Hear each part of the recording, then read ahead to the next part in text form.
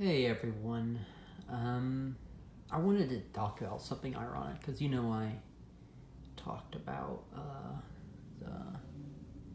And hey, if you want to look there, there's my cat right there. So there you go. But let me get back to what I was saying about something ironic about both 1066 and the of the Norman conquest and the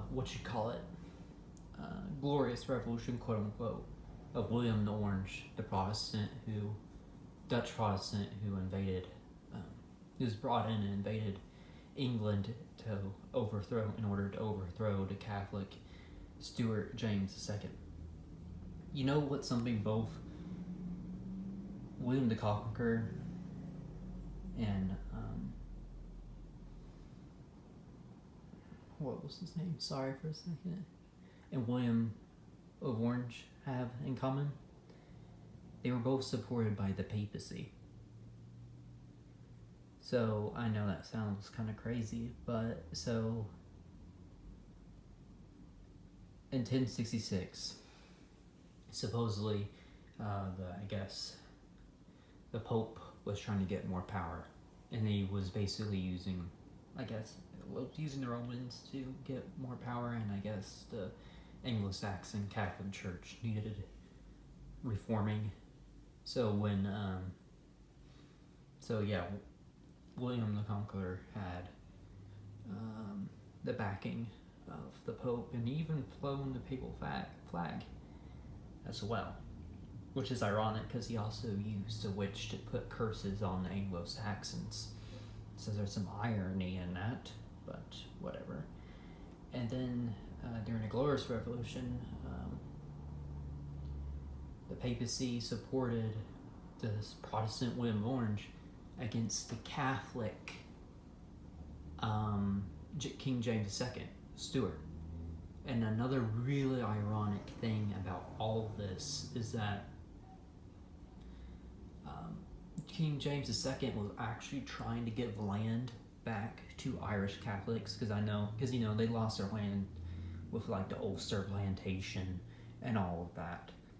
When you had Scottish and English Protestants settle in Northern Ireland, and now you have Ulster Plantation, and I'm guessing that's what they're referring to, but whatever, I could be wrong. But a lot of these Irish Catholics lost their land, and James II was trying to make amends, and he was trying to give them back their land. So in a weird way, the Pope backstabbed, betrayed the Irish Catholics in a weird way. So that's what I find kind of funny. I don't really want to convert to Roman Catholicism anymore. Mostly my issues with the papacy. I mean, don't get me wrong, a lot of bad things came out of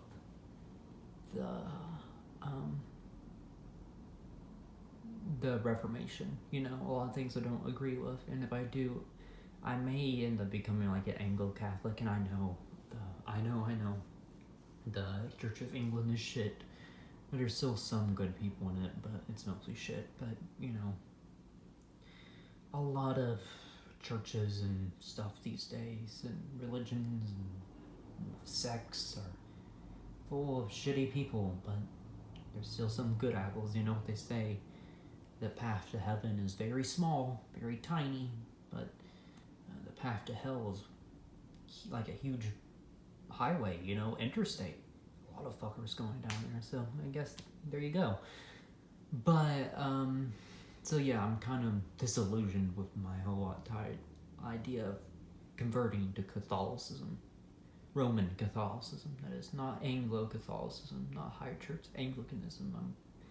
I may do that someday, but Roman Catholicism, I'm not a big fan of the Roman Pontiff, I'm not gonna lie. So yeah, all of this is just ironic, and I guess it's just all very ironic, So in a way, the actions of the papacy led to the disastrous Reformation in England. So in a way, I feel like, and kind of like almost as a form of karma, it came back at them in a way. And I'm not saying I agree with all like Puritanism and stuff like that, but the places where Puritanism in England became very popular was in East Anglia, and these people were very much oppressed by the Normans and the Norman bishops.